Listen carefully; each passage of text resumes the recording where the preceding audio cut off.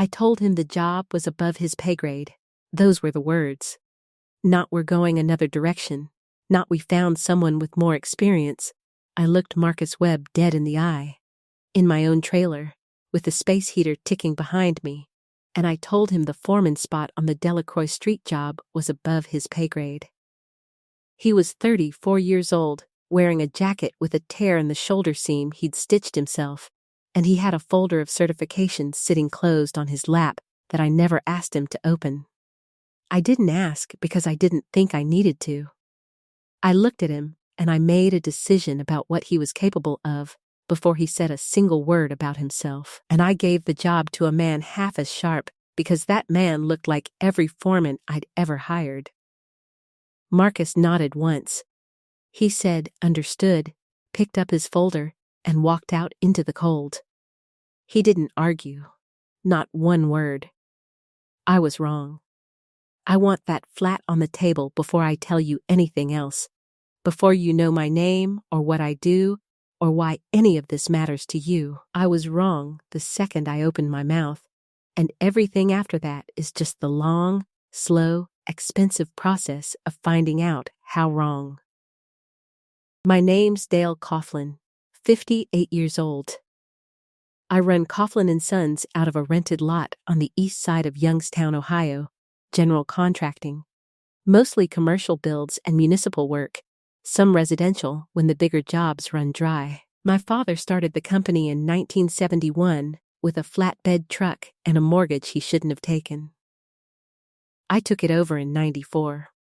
I've got a wife, Carol, married 31 years, and a son, Tommy, 26, who works the business with me and is, God willing, going to be the one running it when my knees finally give out for good. That's the shape of my life. I'm going to tell you what happened in order, the way it happened. Because I've found that when you skip around a story to make yourself look better in it, you usually end up lying without meaning to. So I'll go in order. You can decide for yourself what kind of man I was. I grew up on the floor of my father's job sites. That's not a figure of speech. I mean, I was physically on the concrete by 6 years old, handing him tools, learning the difference between a Phillips and a flathead before I could read past a first-grade level. My father built this company out of nothing but stubbornness and a willingness to work Sundays, and he raised me to believe that the measure of a man was in his hands and his back and how early he showed up. He also raised me, and I want to be honest about this, because there's no version of this story that works if I'm not. He raised me to believe that certain kinds of men belonged on certain rungs of a job site, and that you could generally tell which rung a man belonged on by looking at him. He never said it in those words. He didn't have to. I watched who he made foreman and who he kept on the shovel crew for 15 years running, and I absorbed the lesson the way you absorb the smell of diesel. You stop noticing it's even there. There was an incident, back when I was maybe 22, still learning the business under my father. We had a laborer named Curtis, a black man about my father's age, who'd been with the company longer than I'd been alive practically, and who could read a set of blueprints faster than half the engineers we contracted with. I watched him correct a structural detail on a retaining wall that would have cost us thousands in rework if it had gone in wrong. My father thanked him, shook his hand, and gave the foreman promotion that opened up that same month to a 26-year-old white kid who'd been with us 8 months. I remember asking my father about it, quietly, because even at 22 something about it sat wrong in my stomach. He told me Curtis was better where he was, that men like Curtis were steady, were reliable, were not looking to run things. I believed him. I want you to understand that I didn't just witness that lesson. I filed it away and I built on it for the next 30 years. And I told myself it wasn't prejudice. It was just how the business worked. It was just reading a man accurately. That's the lie prejudice tells you. It doesn't announce itself. It dresses up as good judgment. Carol and I had Tommy in 2000. He grew up the way I did, on the job sites, in the trailer, learning the trade with his hands. He's got my father's stubbornness and my temper, God help him. And by the time he was 24, I'd started handing him real responsibility. Scheduling, bidding, some of the client-facing work I never had the patience for. Tommy's the reason any of what follows matters as much as it does. I'll get to that. I first laid eyes on Marcus Webb in the spring of last year. He came through the trailer door in that torn jacket, looking for laborer work on a strip mall renovation we had going on, Route 62. He was quiet, direct, didn't oversell himself. Filled out the application clean, no gaps I could see. Said he'd done structural and site work without much elaboration, and when I asked him straight out where, he said a few places. Out of state, before I moved back here. I didn't press. I looked at a black man in his 30s with a torn jacket and a soft voice, and I made every assumption I needed to make in about 4 seconds, and none of those assumptions were generous. I hired him as a laborer, told him what the pay was, and that was that. He never once, in the 8 months he worked for me before Delacroix Street, gave me a single reason to think less of him. He showed up on time. He worked clean. He kept to himself at lunch, ate alone most days, reading something on a beat-up phone with a cracked screen. I noticed all of it and drew none of the right conclusions. The Delacroix Street job was the biggest contract we'd landed in 3 years. A 4-story mixed-use building downtown. Retail on the ground floor. Apartments above. Close to $2 million in contract value. It was going to need a foreman who could run a crew of 14 and read structural drawings without holding my hand through it. Because I was going to be stretched thin between that site and 2 smaller jobs running at the same time. I had 2 internal candidates. One was Rick Dunmore, 29, who'd been with me 5 years, solid hands, mediocre at reading drawings, prone to shortcuts when nobody was watching, and who I liked because he reminded me of myself at that age, loud, confident, easy to talk to over a beer. The other was Marcus. Marcus put in for it. He came to me the same way he came to everything, no fanfare, just a folder under his arm and a request for 5 minutes of my time. He sat down across from me in the trailer, laid the folder on the desk without opening it, and said he wanted to be considered for the foreman position on Delacroix. I remember exactly what went through my head, because I've replayed it enough times since that it's carved in. I thought, he's a good laborer, he's steady, but running 14 men and being the face of a $2 million job downtown, that's not what he is. I thought it the exact way my father thought it about Curtis 30 years before, word for word if you stripped out the names, and I didn't recognize it as the same thought, because I'd spent 30 years telling myself I wasn't my father in that particular way. I was. Marcus, I said, I appreciate you putting your name in. I do. But I'm going to be straight with you. This job's above your pay grade. It needs somebody who's run a crew that size before, who's comfortable in front of clients, city inspectors, that whole circus. I've got Rick for that. He didn't flinch. He didn't argue. Didn't raise his voice. Didn't even reach for the folder to show me whatever was inside it. He looked at me for a second, not angry, not pleading, just looking, in a way that I've thought about more times in the last year than I'd like to admit, and he said, "Understood." He picked up the folder, stood, and walked out of the trailer into a cold March afternoon. And he was back on the shovel crew the next morning at 7 a.m. Sharp like nothing had happened. Rick got the foreman job. There was a man on site that day, my site super, Gary Palladino, who'd been with the company almost as long as I had, who stuck his head into the trailer about 10 minutes after Marcus left and said, "You sure about that, Dale?" Webb's the only guy on that crew who caught the rebar spacing error on the north wall last week before the pour. Caught it before I did. I told Gary I appreciated his input, that I'd made my decision, and that Rick had earned it with 5 years of loyalty to this company. Gary held my eye a second longer than was comfortable, said all right, your call, and went back out to the site. I didn't think about it again for close to 2 months. I had a business to run, and I told myself I'd made a sound decision based on experience and fit, and I believed it, because that's what men like me do. We build the story that lets us keep sleeping at night, and we build it so well, we forget we built it at all. Rick started as foreman on Delacroix in April. By June, we were behind schedule, over budget on materials because of 2 ordering mistakes, and Rick had already had 1 blow-up with a city inspector that nearly got us a stop work order. I covered for him. I told myself every new foreman needs a break in period. Marcus kept working the shovel crew, kept catching things. A drainage slope that was off, a load-bearing calculation on a temporary shoring wall that Rick had approved without checking twice, and kept saying nothing beyond what was asked of him. He wasn't performing patience for anybody's benefit. He wasn't waiting around to be discovered, the way it maybe sounds in the telling. He was a man doing a job he was overqualified for, at a fraction of what he was worth, because in this town, at that time, it was the job available to him. I didn't know that yet.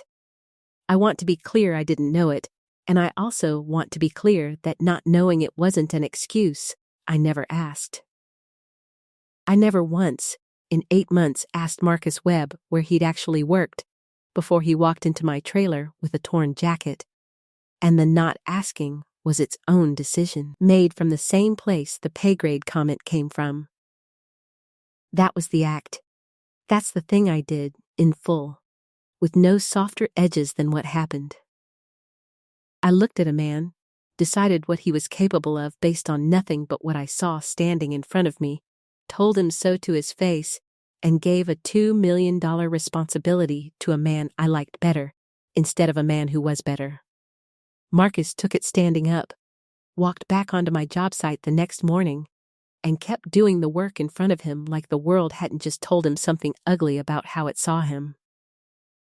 I've thought a great deal this past year about what that morning cost him, not in wages, though it cost him that too, but in whatever it takes for a man to swallow something like that and show up on time anyway. I didn't think about it then.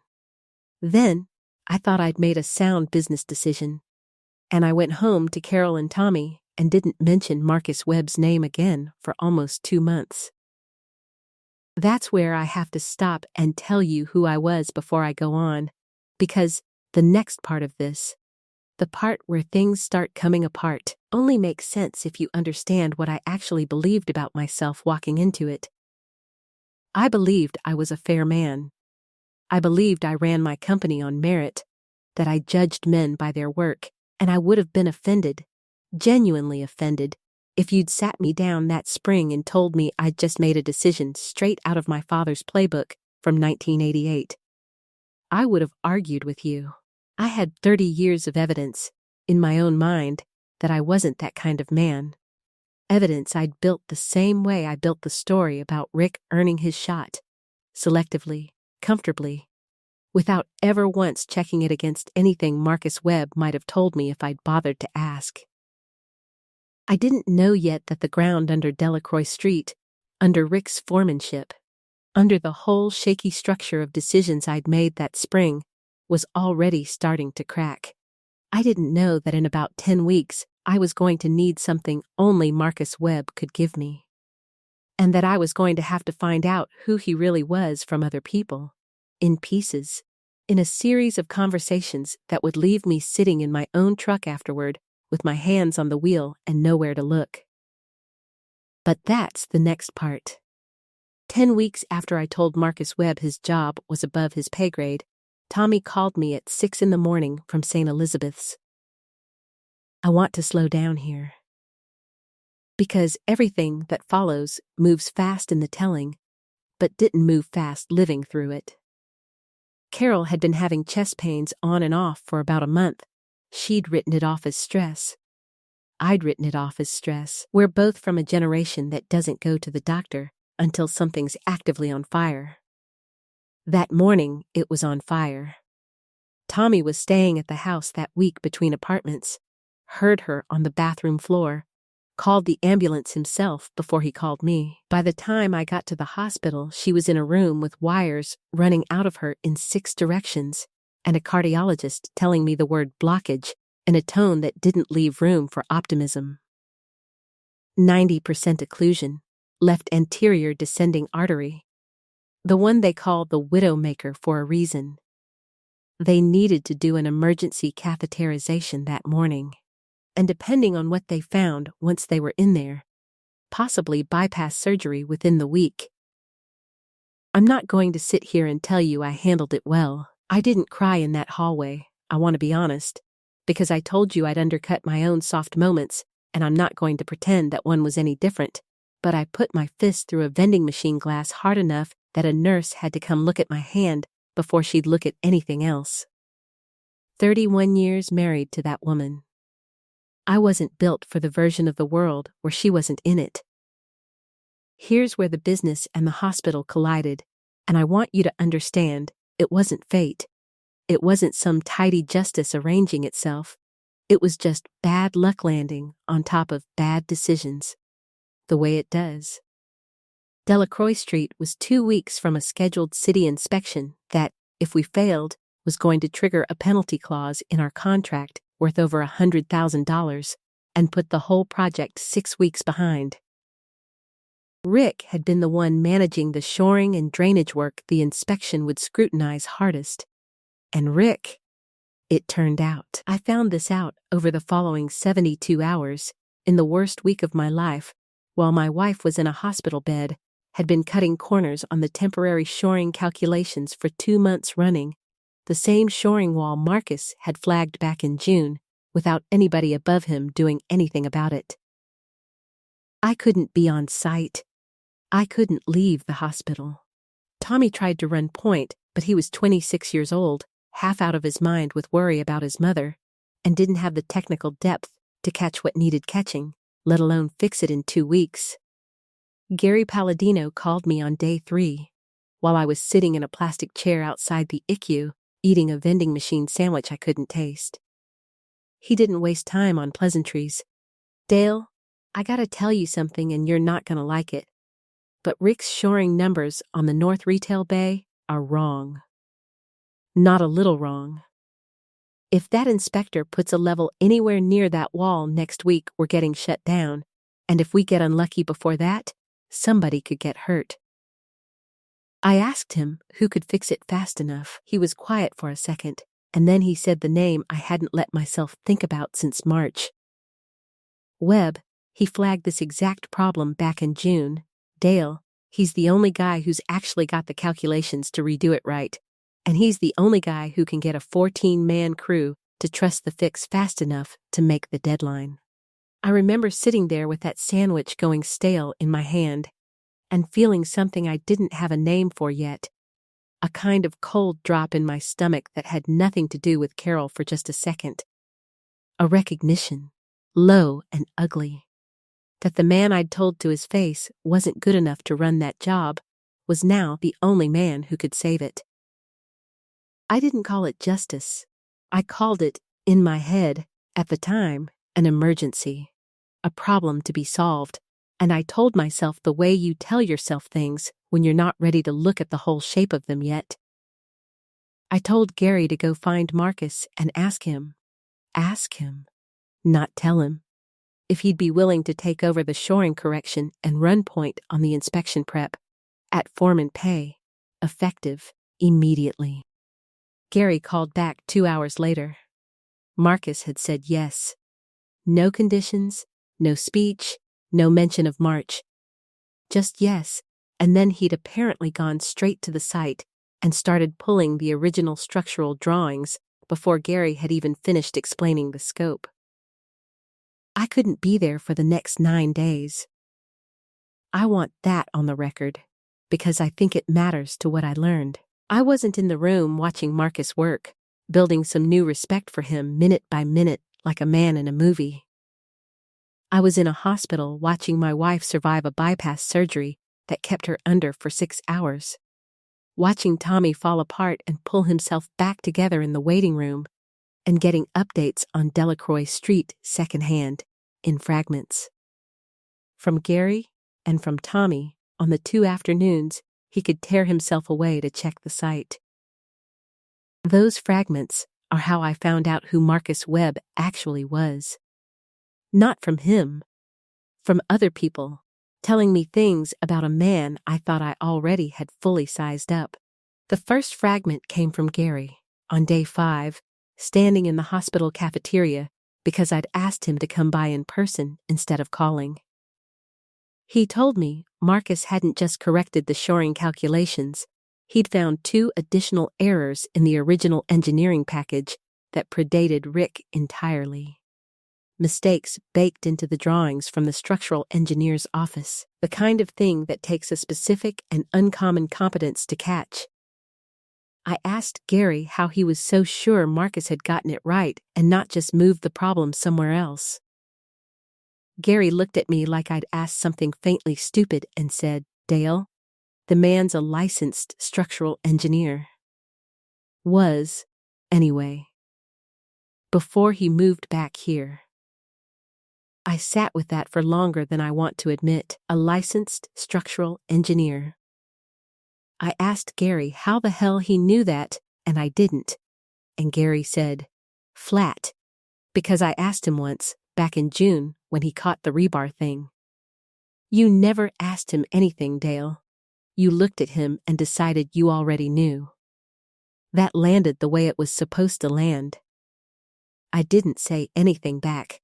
The second fragment came 2 days later, from a subcontractor named Phil Anders, who ran the concrete crew and had worked construction in 3 states over 20 years. Phil called me directly. He had my cell from prior jobs, not to complain, but because he wanted to tell me, unprompted, that whoever I had running the fix on Delacroix was the best structural read I've seen on a job site in a decade, and that I should hang on to him before somebody smarter than me poaches him. Phil didn't know about March. He wasn't making a point. He was just a contractor telling another contractor good news, and it hit me harder than if he'd known and thrown it in my face on purpose. Because it meant this wasn't a story people were telling to shame me. It was just the plain, ordinary truth of who Marcus was, sitting out in the open the whole time, visible to anyone who bothered to ask a single question. The third fragment I got from Tommy, and this is the one that actually broke something open in me, because it wasn't about the job site at all. Tommy came to see me on day 7, at the hospital, Carol 2 days out of surgery and stable, and he was quiet in a way that wasn't like him. He sat down across from me in the family lounge and said, "Dad, you know Webb's the reason Mom's even in a good hospital right now, right?" I didn't understand what he meant. Tommy explained it slow, like he was working out how mad he was allowed to be at me while he said it. Marcus, it turned out, had spent 6 years as a structural engineer for a firm in Columbus before a round of layoffs in 2019 gutted the department he worked in. Engineering firms cutting staff after 2 large municipal contracts fell through. Nothing to do with his performance. Tommy had gotten the details from Marcus himself over a lunch break on site, one of maybe 3 real conversations they'd had.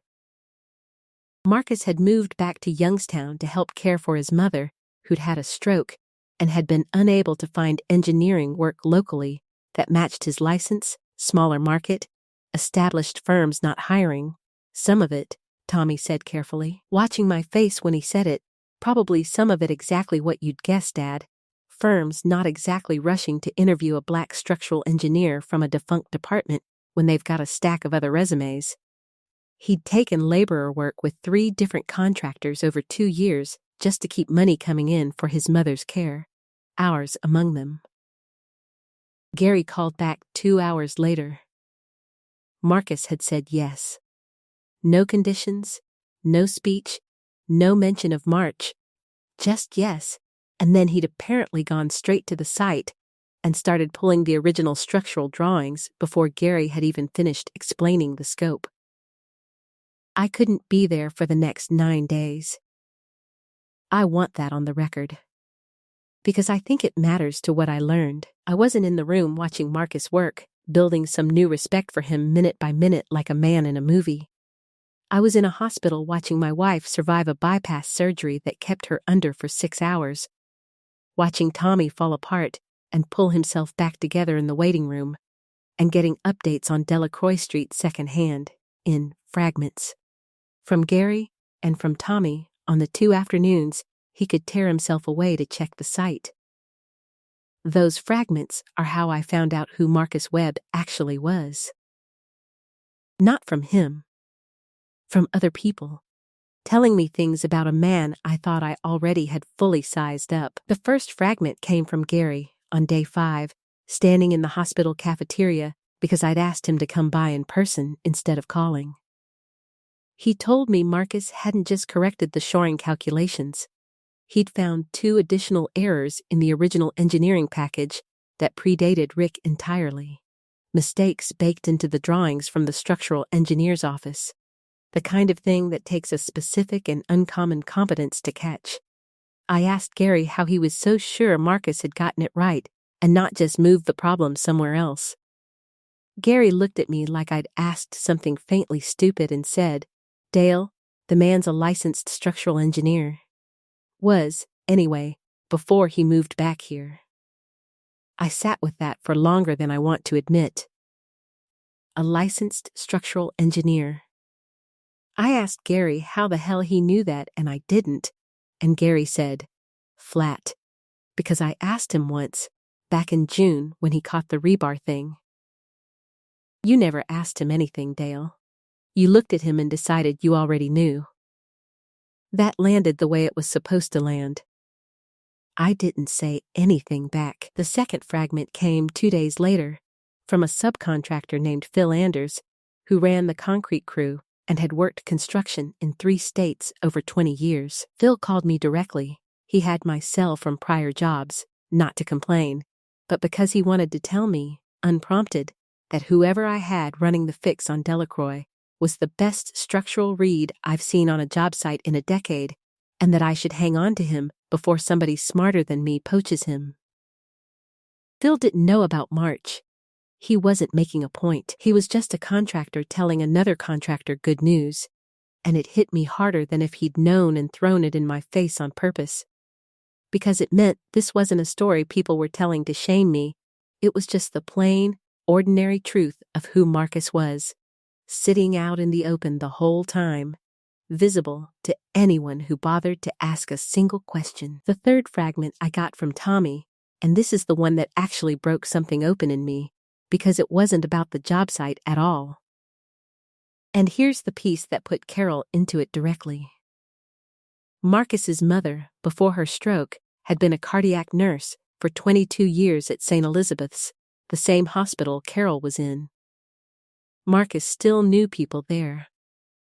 When Tommy had called the ambulance and mentioned, in a panic, in the ER intake chaos, that his mother needed the best cardiac team available, it was Marcus. Tommy had run into him at the hospital that same morning, both of them there for their own family emergencies, an intersection neither one of them engineered, who'd quietly walked over to a nurse he recognized from his mother's care team and asked her, as a favor, to make sure Carol got flagged for the senior cardiologist on staff instead of whoever was next in rotation.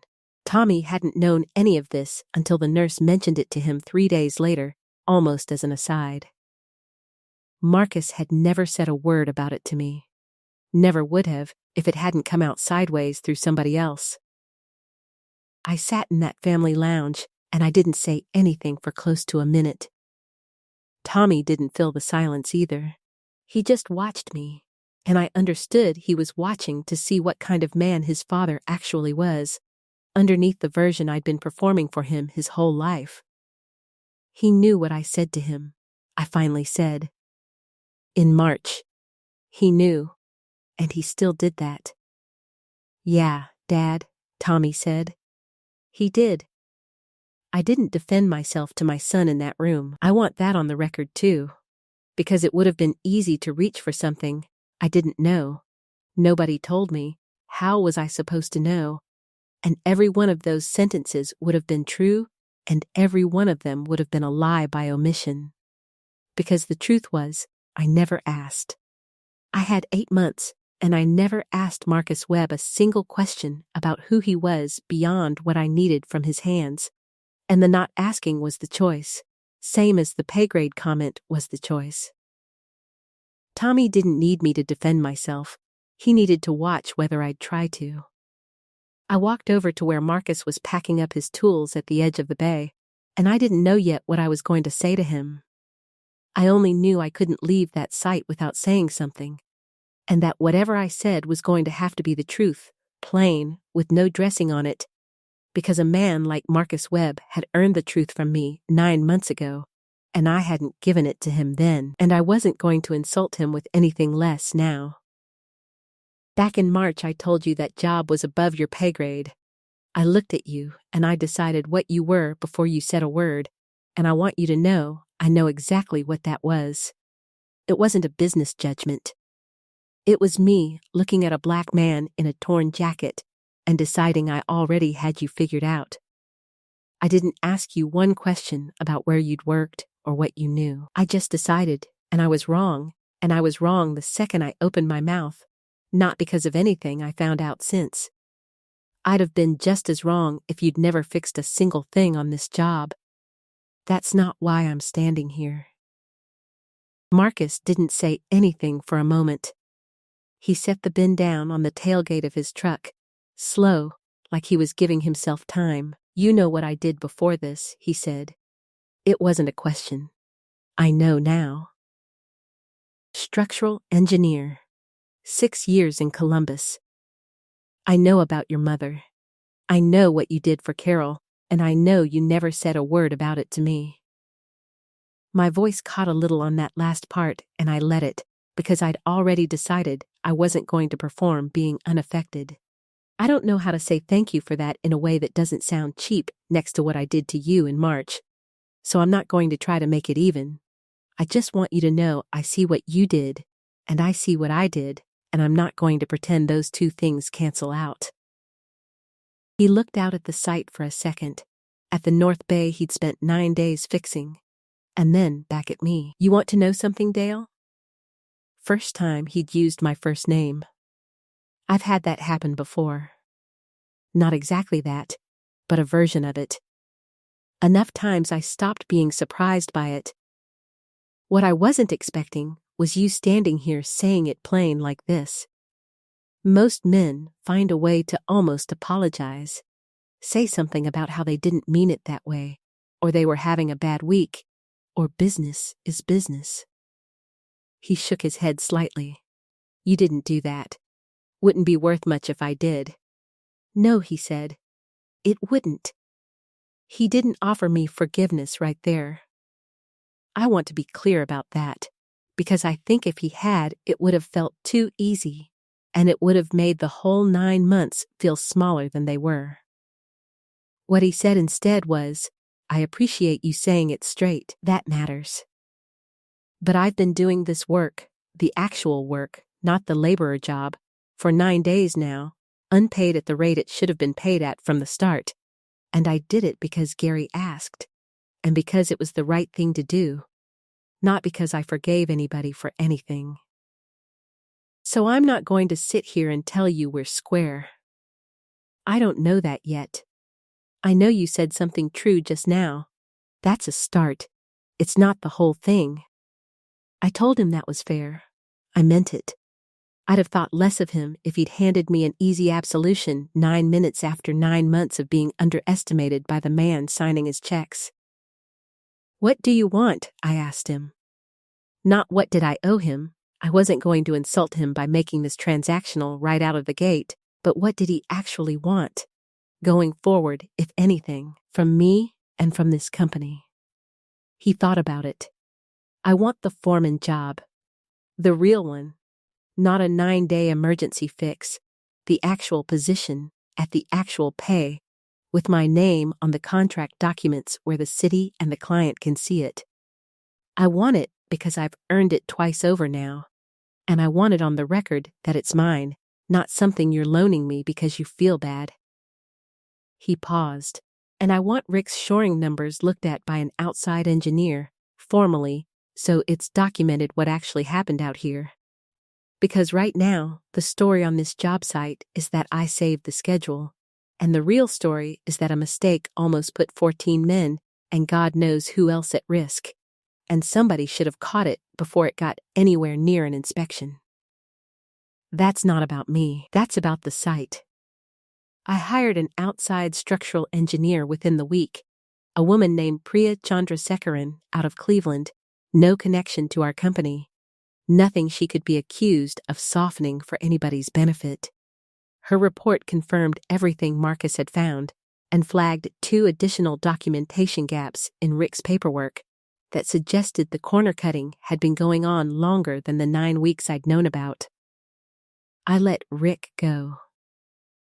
Not out of spite, and not as some kind of gesture to Marcus.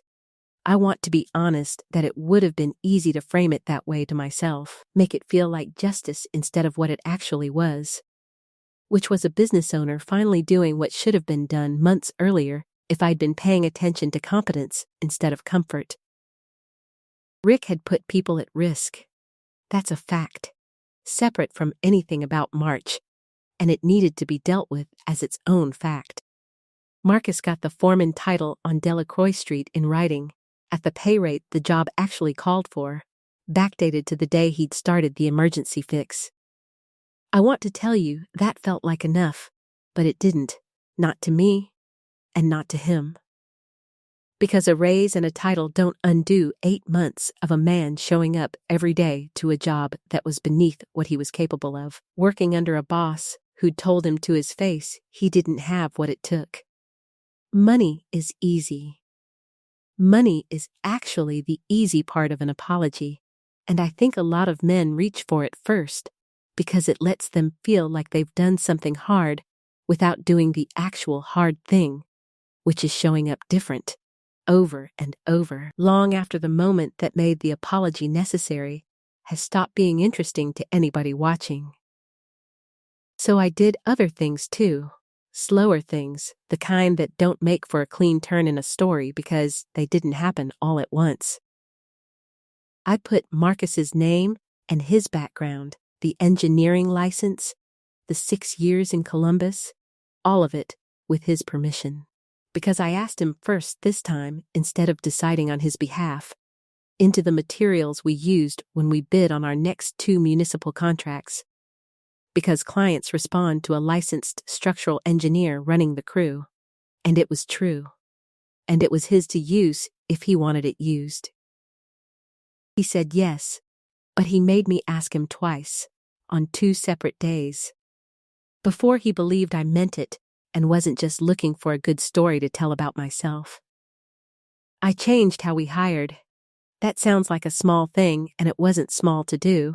I sat down with Gary and with Tommy, and we rebuilt the intake process so that every applicant, laborer or otherwise, got asked directly about their full work history and any credentials, instead of me eyeballing a man in a trailer for 4 seconds and deciding what rung he belonged on. I'm not going to pretend that fixed 30 years of habit overnight. Old instincts don't leave because you're ashamed of them once.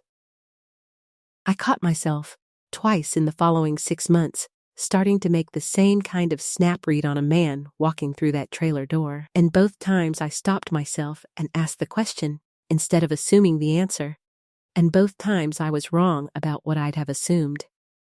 That's the actual work, not the one big speech. The 2 times nobody was watching, where I had to choose again. Marcus and I didn't become close, not in the way this kind of story sometimes wants to end, with 2 men who were once at odds ending up drinking beers together at a cookout. That's not what happened, and I'm not going to tell it to you like it did, because it would be a lie. And it would also, I think, cheapen what actually happened between us, which was smaller and more honest than friendship. He ran Delacroix Street to completion, on time, under the corrected budget, and the client specifically requested him for their next project with us. He and Tommy stayed friendly, actually friendly, the real kind, because they'd been through the hospital week together, and there was something in that shared morning that had nothing to do with me. Marcus's mother recovered enough function after her stroke that she came to the ribbon cutting on Delacroix Street in a wheelchair Tommy pushed for her, and Carol, 6 months out from her own bypass, sat next to her the whole afternoon. The two of them talking about nursing and cardiology like old colleagues, which in a roundabout way I suppose they nearly were. About 8 months after that day, at the edge of the North Bay, Marcus told me he'd been approached by a firm in Columbus. A real engineering position, full license work, the kind of job he'd lost in the 2019 layoffs and had been chasing without much luck for 3 years before he ever walked into my trailer. I want to tell you my first feeling was generous and clean. And it wasn't. My first feeling, for about 10 seconds, was the sting of losing the best foreman I'd ever had. I'm telling you that because I promised myself at the start of this that I wasn't going to smooth my own rough edges out of the telling. But the 10 seconds passed, and what came after it was different. I told him, straight, that he should take it if it was what he wanted, that I'd write him whatever reference he needed, and that Coughlin & Sons had been lucky to have him a lot longer than we deserved to. He did take it. He's back in structural engineering full-time now, in Columbus, closer to where his career had been heading before it got knocked sideways through no fault of his own. We talk maybe twice a year. He sent Tommy a text when Carol had her 1-year checkup and got the all clear. That's about the shape of it. Not friendship exactly. Respect, with distance in it, which might honestly be more durable than the other thing. I think about that morning in the trailer more than I think about almost anything else from these last few years, more than the bypass surgery even, which surprised me when I noticed it, because you'd think the surgery would be the thing that stayed lodged. But it's the trailer. It's Marcus, standing there, with a folder he never opened, saying understood in a voice that didn't have an ounce of surprise in it, like he'd heard some version of that sentence from some version of me his whole working life, and had simply learned there was no percentage in arguing with a man who'd already made up his mind before you walked in the door. That's the part that sits with me. Not that I was wrong about his competence. That's the easy part to feel bad about, because it's provable. It's a fact with a paper trail, an engineering license, and a clean inspection report. The part that actually cost me sleep was understanding that he expected it, that a man that capable, that steady, had built in an expectation of being underestimated the way you build in a margin for bad weather on a job, not as a tragedy he was performing for anybody, just as a fact of the world he'd learned to plan around. I did that. Men like me, over and over, long before I ever met him, did that to him. And I was just the latest one, and I told myself I was better than my father's generation the whole time I was doing exactly what my father did. I don't have a clean bow to put on this. I'm not going to stand here and tell you I fixed something in myself once and for all. Because I don't think that's how it actually works, whatever the sermons say. I think you catch yourself doing it again, smaller, in some other room, with some other man, and you have to choose again, right there, without an audience, and without a folder full of proof sitting in front of you to correct your first read. Marcus Webb didn't owe me the 9 days he gave my family. He gave them anyway, and I've spent the years since trying to be the kind of man who deserved that without ever quite being sure I've gotten there. Maybe that's the honest place to leave it. Not fixed. Paying attention. If this one hit you the way it hit me telling it, join our community by hitting that like button and subscribing for more real, hard-earned stories.